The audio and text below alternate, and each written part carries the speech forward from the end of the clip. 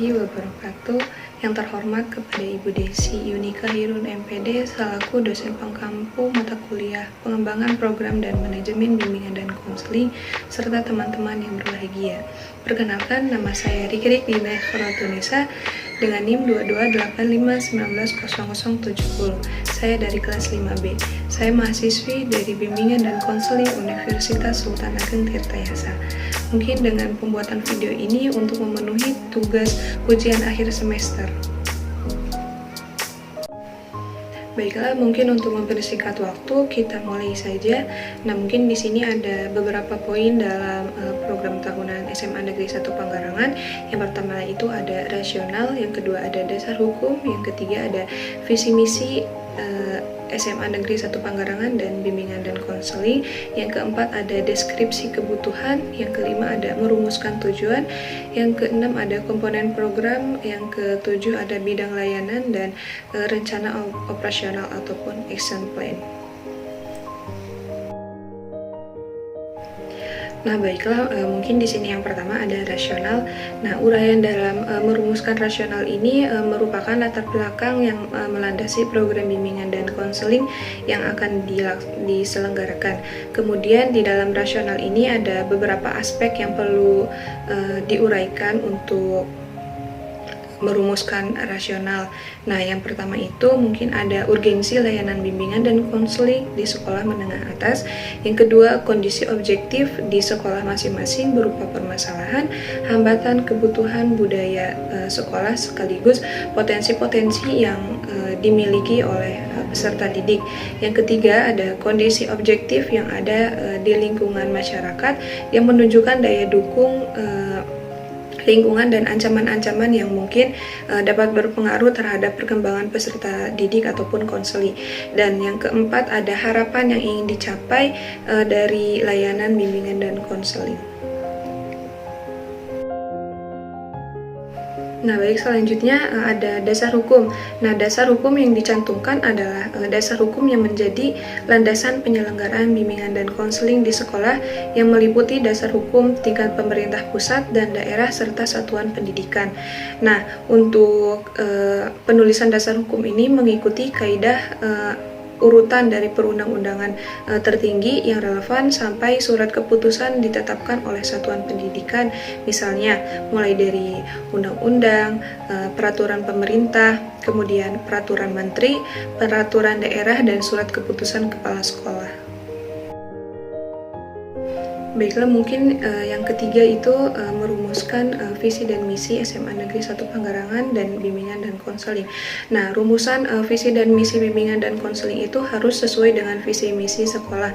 Nah, oleh karena itu sebelum menetapkan visi dan misi program pelayanan bimbingan dan konseling perlu terlebih dahulu menelaah visi dan misi sekolah. Nah, visi ini merupakan gambaran yang ingin diwujudkan melalui program bimbingan dan konseling pada periode tertentu, sedangkan misi ini adalah upaya untuk mencapai visi yang telah ditetapkan. Nah, mungkin ada beberapa hal yang perlu diperhatikan dalam penetapan visi dan misi. Nah, yang pertama itu visi dan misi bimbingan dan konseling itu disusun dengan memperhatikan tujuan dan kebijakan pendidikan yang telah ditetapkan pemerintah baik di tingkat pusat dan daerah masing-masing. Nah, yang kedua itu ada visi dan misi bimbingan dan konseling itu hendaknya selaras dengan visi dan misi yang ditetapkan oleh sekolah. Yang ketiga, rumusan visi dan misi bimbingan dan konseling yang termuat dalam program tahunan tidak harus dibuat setiap tahunnya. Nah, itu tergantung pada pencapaian visi dan misi dalam kurun waktu tertentu. Nah, mungkin di sini bisa dilihat ada visi dan misi SMA Negeri 1 Panggarangan. Visinya itu membekali peserta didik dengan keamanan, keilmuan, keterampilan, dan kepribadian. Nah, sedangkan misi SMA Negeri 1 Panggarangan itu yang pertama melaksanakan kegiatan belajar mengajar yang produktif untuk meraih kualitas hasil belajar. Yang kedua, tercapainya prestasi akademik dan non-akademik. Yang ketiga, menerapkan kebersamaan dengan melibatkan seluruh warga sekolah sekolah dan komite sekolah. Yang keempat, terbinanya kemampuan siswa dalam mengikuti program life skill sehingga dapat meluluskan siswa yang berkompeten. Yang kelima, menumbuhkan sikap ilmiah guna memperbaiki kualitas hidup siswa dalam bermasyarakat. Yang keenam, menguasai ilmu pengetahuan dan teknologi informatika serta komunikasi. Nah, mungkin di sini ada visi dan misi bimbingan dan konseling SMA Negeri 1 Panggarangan. Nah, visinya itu adalah terwujudnya layanan bimbingan dan konseling yang profesional dalam memfasilitasi kebutuhan dan perkembangan peserta didik menuju pribadi yang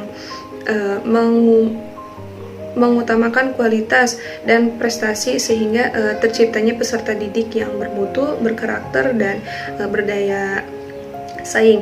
Nah, sedangkan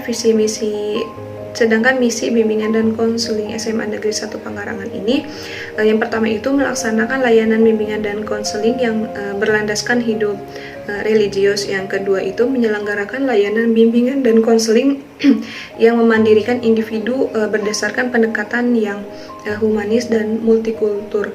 Yang ketiga, meningkatkan mutu guru bimbingan dan konseling ataupun konselor melalui kegiatan pengembangan keprofesionalan yang berkelanjutan.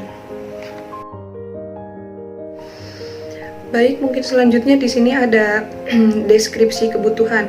Nah, agar dapat mengidentifikasi aspek-aspek perkembangan konseling, guru bimbingan dan konseling ataupun konselor itu harus melakukan asesmen yang dapat dilakukan menggunakan AKPD. Nah, AKPD sendiri di sini adalah sebuah instrumen yang dapat digunakan untuk mengidentifikasi aspek-aspek kebutuhan peserta didik dalam suatu penyusunan program yang diberikan oleh guru bimbingan dan konseling kepada konselingnya. Nah, kemudian berdasarkan deskripsi kebutuhan, di sini terdapat permasalahan yang dialami oleh peserta didik, yaitu dalam bidang pribadi dan karirnya. Baik, selanjutnya di sini ada merumuskan tujuan. Nah, dalam rumusan tujuan ini dibuat berdasarkan deskripsi kebutuhan siswa. Nah, dalam rumusan tujuan ini yang akan dicapai disusun dalam bentuk perilaku yang harus dikuasai siswa setelah memperoleh layanan bimbingan dan konseling.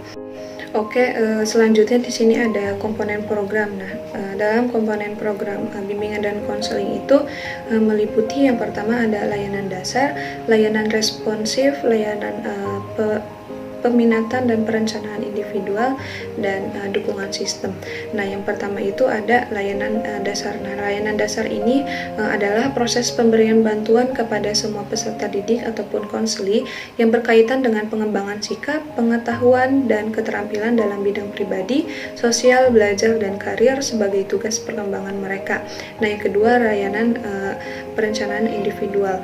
Nah, layanan perencanaan individual ini merupakan proses pemberian bantuan kepada semua individu atau konseli dalam membuat dan mengimplementasikan rencana terutama pada bidang karir.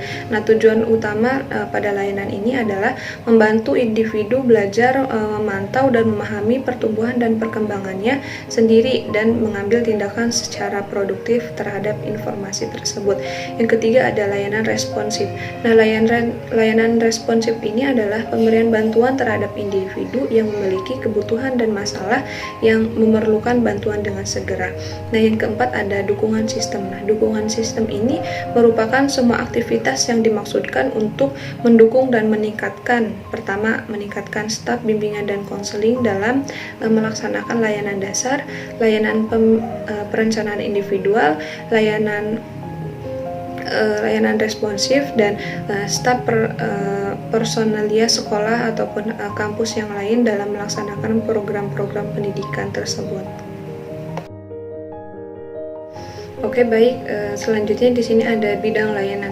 Nah, bimbingan dan konseling pada satuan pendidikan ini mencakup 4 bidang layanan. Yang pertama itu bidang layanan yang memfasilitasi perkembangan pribadi, sosial, belajar, dan karir.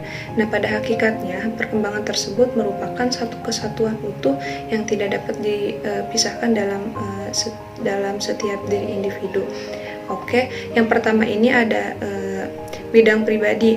Nah, bidang pribadi ini proses pemberian bantuan dari guru bimbingan dan konseling ataupun konselor kepada peserta didik ataupun konseli untuk memahami, menerima, mengarahkan, mengambil keputusan dan merealisasikan keputusannya secara langsung dan dengan tanggung jawab tentang perkembangan aspek pribadinya, sehingga ini dapat mencapai perkembangan secara optimal dan mencapai kebahagiaan, kesejahteraan dan keselamatan dalam kehidupannya. Yang kedua ada bidang sosial. Nah, bidang sosial ini proses pemberian bantuan dari konselor kepada peserta didik ataupun konseli untuk memahami lingkungannya dan dapat melakukan interaksi sosial secara positif, terampil berinteraksi sosial, mampu mengatasi masalah-masalah sosial yang dialaminya, mampu menyesuaikan diri dan memiliki keserasian hubungan dengan lingkungan sosialnya, sehingga dapat mencapai kebahagiaan dan kebermaknaan dalam kehidupannya. Yang ketiga ada bidang akademik. Nah, bidang akademik ini proses pemberian bantuan kepada peserta didik ataupun konseli dalam memahami potensi diri untuk belajar, memahami sikap dan keterampilan belajar, terampil merencanakan pendidikan, memiliki kesiapan menghadapi ujian, memiliki kebiasaan belajar teratur dan mencapai hasil belajar secara optimal sehingga dapat mencapai kesuksesan, kesejahteraan dan kebahagiaan dalam hidupnya. Yang keempat itu ada bidang karir.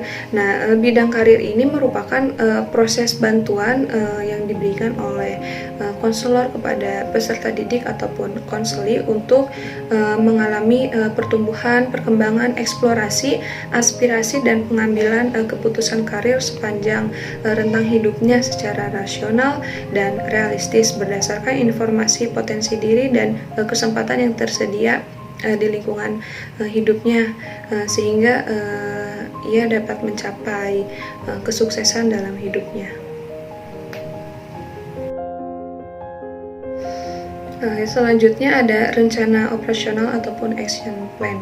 Nah, rencana kegiatan ataupun action plan bimbingan dan konseling merupakan rencana yang menguraikan tindakan-tindakan yang diperlukan untuk mencapai tujuan yang didapat dari hasil asesmen terhadap kondisi individu ataupun konseli serta standar kompetensi kemandirian konseli.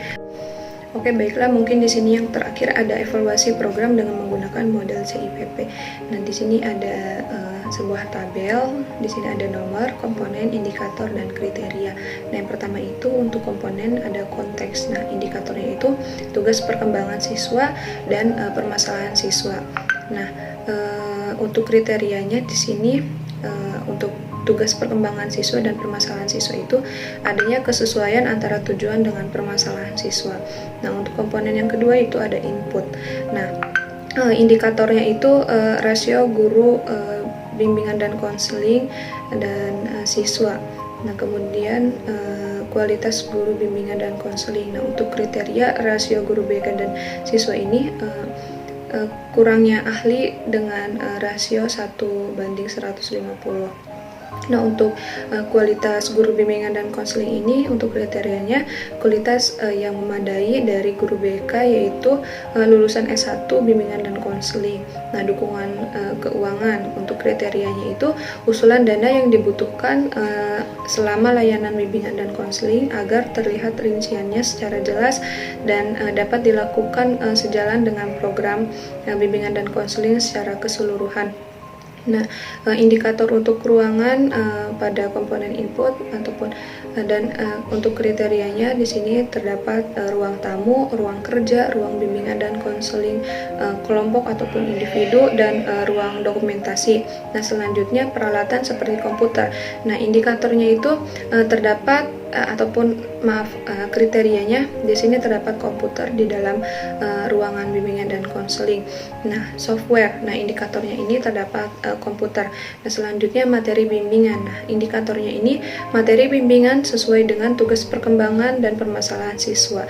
Nah, media bimbingan. Nah, indikatornya ini sama seperti dengan materi.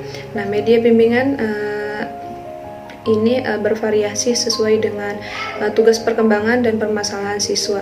Nah, yang terakhir metode bimbingan. Nah, indikatornya ini dalam metode bimbingan ini melibatkan seluruh siswa secara aktif. Nah, yang komponen yang ketiga itu ada proses. Nah, yang pertama itu keterlaksanaan program BK. Nah, kriterianya itu 90% program terlaksana, kemudian kehadiran guru BK. Indikatornya 90% kehadiran guru BK.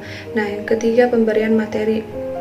Indikatornya pemberian materi bimbingan sesuai dengan perencanaan bimbingan.